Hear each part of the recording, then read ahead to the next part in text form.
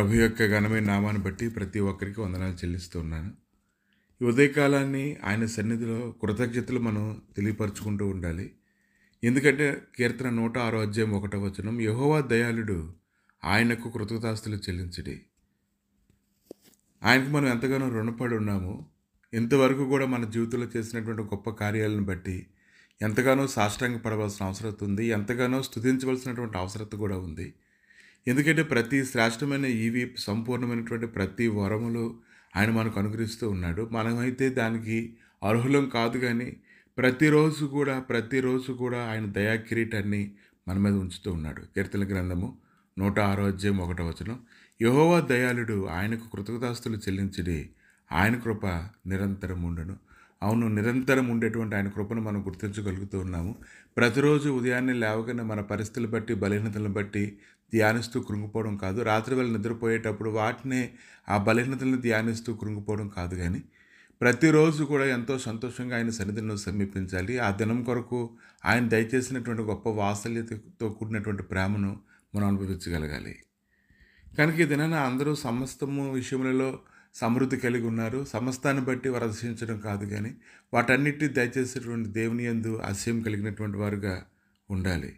కాబట్టి పరిశుద్ధ గ్రంథంలో అనేక మందిని గురించి ఆలోచన చేస్తూ ఉన్నప్పుడు, ఎన్నో గొప్ప కార్యాలు మన జీవితంలో జరుగుతూ ఉన్నప్పుడు మనం ఎంతగానో దేవుని స్తుతిస్తూ ఉంటే మనకు ఎంతగానో హృదయంలో బలం కలుగుతూ ఉంది. ఆ బలాన్ని బట్టి మనం అతిశయించాలి. ఆయన నిరంతరము కూడా ఆయన గుమ్మం గడపల యొద్ద మనం కనిపెట్టుకొని ఉండాలి. కాబట్టి ఈరోజు ఆయన మన జీవితంలో కార్యాలు జరిగించారంటే ఆయన సంపూర్ణమైనటువంటి ప్రేమను బట్టి మన జీవితాల్లో కార్యాలు జరిగిస్తూ ఉన్నారు.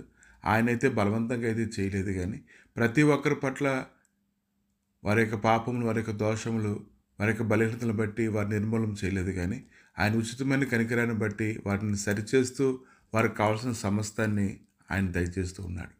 పరిశుద్ధ గ్రంథంలో ఎంతోమందికి ఎన్నోసార్లు, అలాగే వ్యక్తిగతంగా మన జీవితంలో కూడా ఎన్నోసార్లు ఎన్నో అద్భుతాలు అయితే ప్రభు జరిగించి ఉన్నారు. వాటిని బట్టి మనం మర్చిపోకుండా ఆయన సన్నిధిలోని కృతజ్ఞతాస్తులు చెల్లించాలి.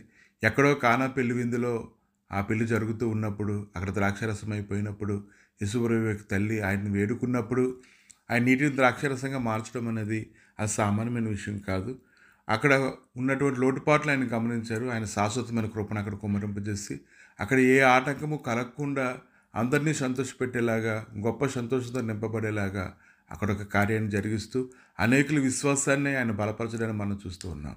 కనుక ఈ దినాన్ని ఎందుకు ఇలా జరిగిందని ఆలోచన చేయడం కాదు, కానీ ఈరోజు దేవుడు ఆయన శాశ్వతమైన కృపని నీకు అనుగ్రహిస్తూ ఉన్నాడు. కాబట్టి నీ ప్రాణాలు తెప్పరిల్లుతూ ఉన్నాయి. ప్రతి విషయంలో ఆయన కృప చూపుతూ ఉన్నారు. ఆయన సన్నిధిలో నీ నోరు విప్పక మునిపే ఆయన నీ కృప దయచేస్తూ ఉన్నాడు. కనుక ఆయన శాశ్వతమైన కృప మన యొద్దకి ఎప్పుడు ఉందంటే, సాతాను ఎల్లప్పుడూ కూడా మన నిరాశపరచాలని కోరుకుంటాడు.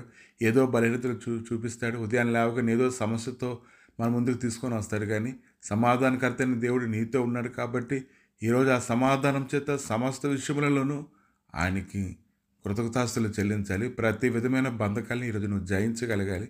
ఎప్పుడైతే నువ్వు అలా పరుగులెడుతుంటావో ఖచ్చితంగా దేవుడు నీ ఎట్లా ఇంకా నచ్చేతకమైన కృపనివ్వడానికి ఆయన శక్తిమంతుడై ఉన్నాడు. ప్రభువా, మీ దయగలిగిన హస్తాలకి ఈ సమయంలో అప్పగించుకుంటుండగా, నీ కృప తప్ప మా జీవితంలో వేరొకటి ఏమీ లేదు నాయన. నీ కృప చేతనే మేము జీవిస్తున్నాం కనుక తండ్రి, దానికి తగినట్టుగా కృతజ్ఞతాస్తులు చెల్లించడం కృప దయచేయండి దేవా.